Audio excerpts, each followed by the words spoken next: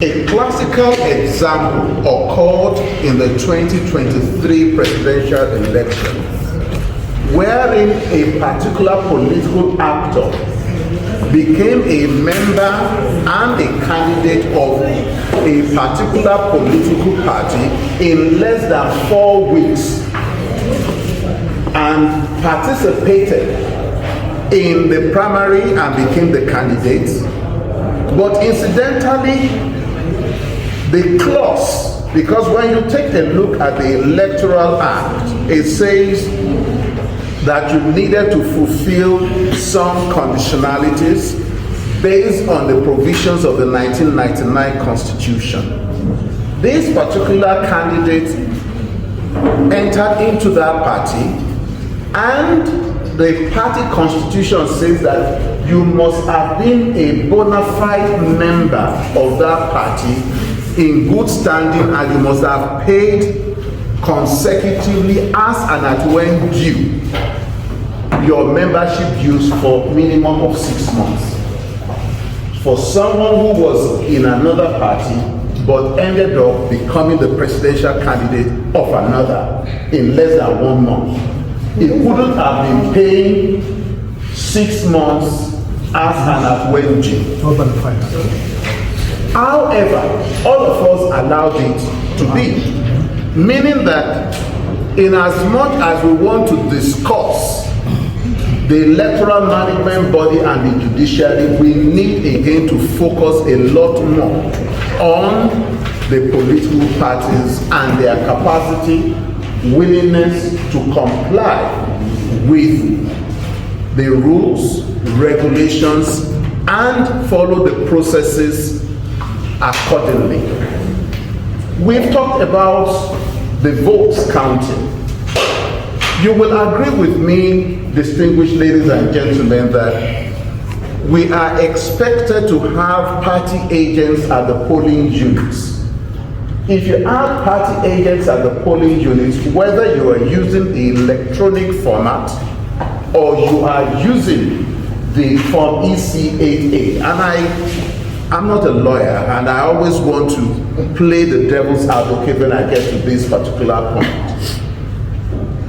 We are quick when it comes to election matters which we claim is sui generis, and get excited to be interested in uploading, making reference to beavers, excited about electronic evidence. Meanwhile, the Evidence Act, I am not too sure, has fully embraced receiving all these kind of materials. I stand, okay, if it has, now, how many of the actors in the chain, value chain, truly understand all the nitty-gritty of how to utilize all these electronic evidences and how they are supposed to validate, mindful of the fact that it is easy to breach? But that is not even where I am excited in going to. We've talked directly about the poor confidence level. But the most important thing is that it looks as if our elites and the political class are not interested in informed elite self-preservation, and they are not excited about the stability of the Nigerian state beyond their own state capture interest.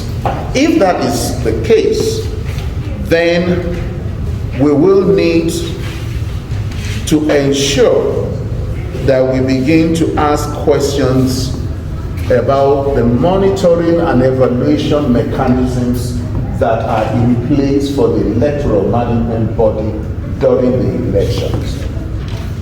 My very good friend, Professor Maurice Iwu, introduced something at a stage, and that was a joint civil society multi-stakeholder monitoring and evaluation system, which allowed real-time interventions to take place.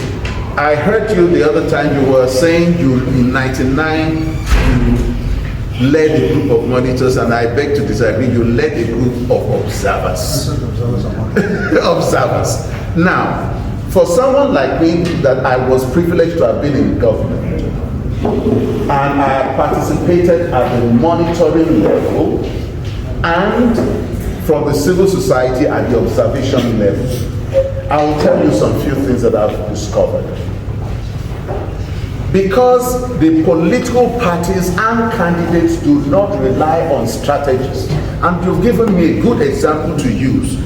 You provided a legal counsel which was based on your field experience as someone that has been active, and you fall suo moto into a strategist mode, but he did not listen to you until our political parties and candidates rely, like the recently conducted elections in the United States, rely heavily on strategists. And I'll give you what they've done, both parties, Democrats and Republicans. They already had on each side of the divide over 5,000 lawyers that were ready nationwide in the entire United States, and to each lawyer they had over 10, depending on the jurisdiction, over 10 strategies attached to them, and they were following all these things. I'm already in receipt, because I belong to a network, of some depositions that they even have already acquired of some people that participated in electoral malfeasance in the United States, this last election, presidential election. I am going to now say enough of our emphasizing or focusing on the electoral management body, INEC, and the judiciary. I think it is time for us to begin to zero in on the political parties. As we are going into Ondo, you will discover that in Edo and the 2023 election, something happened. After the election day is over, people want to start pursuing the electoral management body for documentation. Ideally, the party agents are the ones that should have procured that documentation. I will want to plead for those of you who handle cases to enlighten our friends who are political actors, candidates, and the party, to understand that there is one phrase that ends up being used in the law courts during litigation phase, and that is that we do not receive evidence from third party unless it is translated into a legal format. It therefore means that going forward, political parties must be strengthened to have party agents that are going to do the due diligence and are going to be willing, immediately the election is over at the polling unit level, to truthfully and genuinely collect the EC8A and depose to an affidavit immediately that will be collected by some team serving the political candidates and the party at that level.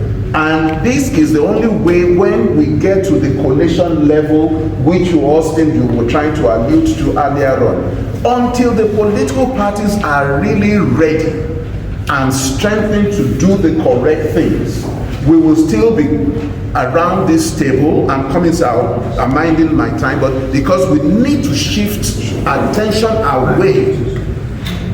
The political parties, it should interest you to note, for example, Labour Party for 2023 presidential election, which happened again in Edo for the Labour Party, for the PDP, for the APC as well. It is just the fact that they won